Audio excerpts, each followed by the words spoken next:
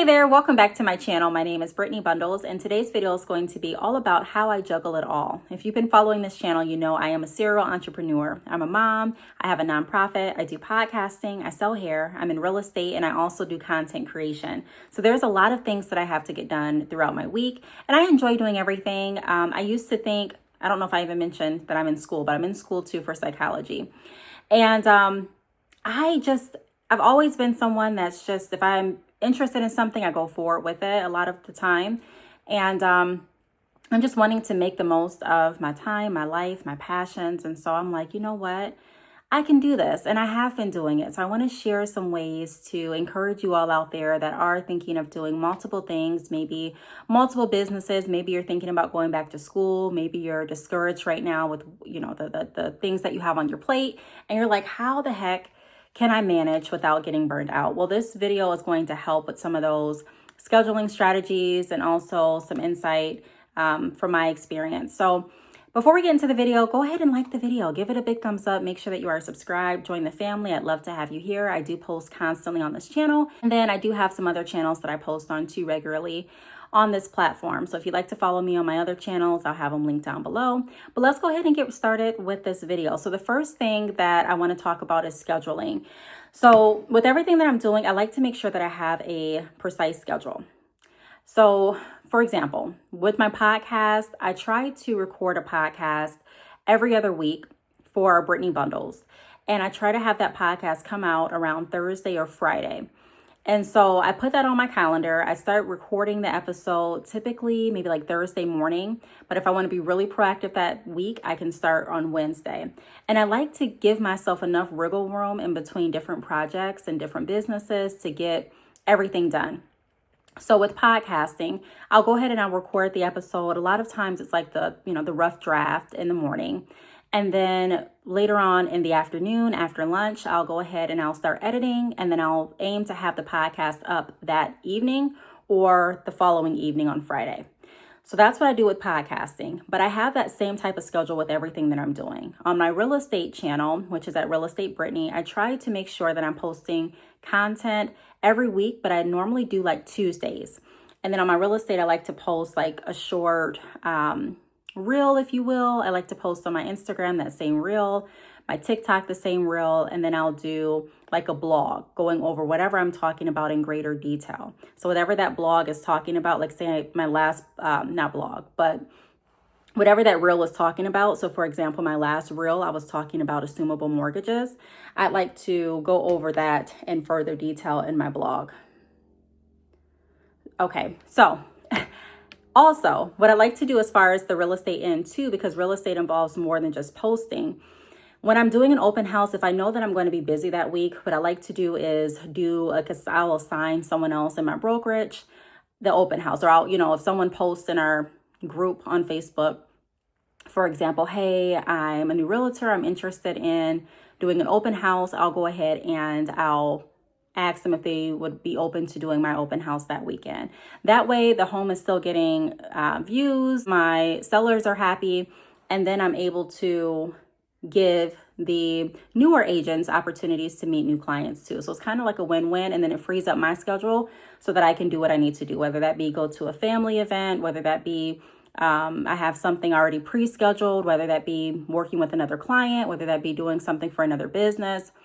What I like to do on the hair business side is I try to send out a newsletter every Sunday, okay? And then what I do is I look at the orders and I go to the post office every 2 to 3 days. So for example, if someone orders today, I won't go to the post office today. I'll wait until I get enough orders, or I'll wait until Wednesday, the middle of the week, and then I'll go to the post office, and then I'll go on Friday. That saves me from just going consistently to the post office. Now, all of this, I have it memorized now because I've been doing the same routine for some time, but I have my schedule right here with all this information in here. So, and my daughter drew a beautiful artwork or a beautiful picture on the front, but I have all of that already scheduled. So when people ask, how do you do everything? I don't want to say it's easy to do everything, but I can say that it's doable when you schedule everything accordingly. So for my Brittany Bundles channel, I make sure that I at least have one post a week. And I do want to increase the posts, but right now, because I have so many things on my plate, I can't guarantee that right now, but I am consistent on this channel nevertheless. Also, I am in school for psychology. We're actually reading this book currently. I've heard a lot about it, but I have never, read it until now. So I'm reading this now. And then I'm also in a math class. So I'm doing a lot. Okay. So for my work, I like to get my homework done on Saturdays and Sundays. Saturday is really just spent to kind of rest, do what I need to do around the house. A lot of times I like to take my kids out. More than likely, I'm probably going to be taking Tyra out because my sons, they're at the age where they like to be dropped off at the movies or the mall. And then Tyra, she just turned 3. So she likes to do, kiddie stuff. So we went to the museum this past weekend. We went to the apple orchard and just fun things like that. So I like to spend my Saturday that way. Sunday, I like to rest, go to church, and then I'll do some homework, some reading, some catch up, get everything turned in before my homework is due on Wednesday. So I'm just giving you all an example of how I'm able to structure everything that I'm doing so that everything gets done. So on the list of everything that I wanted to touch on, which I think I kind of just touched on it in a general style instead of going bullet point by bullet point like I typically do. But the first point was schedule, okay? So make a schedule of everything that you need to do and allocate certain days. Also, the second point was ask for help. So like I mentioned with the real estate, for an example, if I can't do, or if it's going to be super hard for me to squeeze in an open house or for me to do a task, I'm going to ask if anyone else can assist.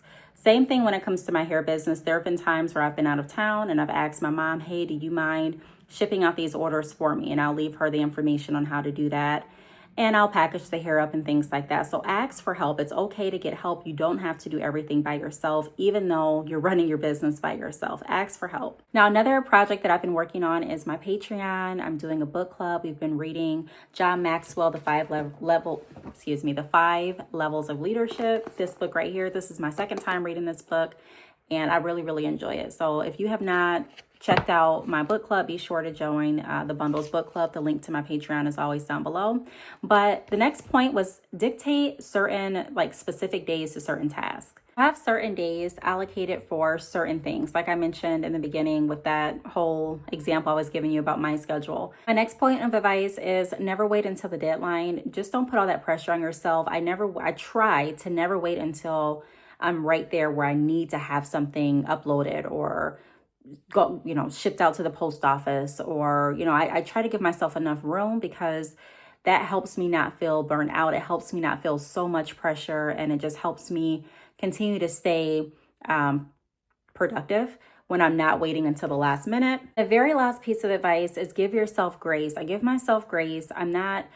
Over the years, I've learned not to be too hard on myself. You only can do what you can do. Be okay with being able to work with and work on what you have control over. You don't have control over a lot of things, but there are some things that you can control. So focus on that. Focus on those, I should say, and just understand that, hey, if I didn't meet all of my deadlines and all of my goals today, I still have another week to try. And looking at it that way instead of getting, too discouraged where you backpedal and you find yourself even further behind than you were before. Because you're disappointed and discouraged with some things that you didn't get accomplished this week. So just pace yourself, take it one day at a time, one task at a time. Don't be afraid to ask for help. Also, don't be afraid to get a calendar and actually write down what you're planning on doing.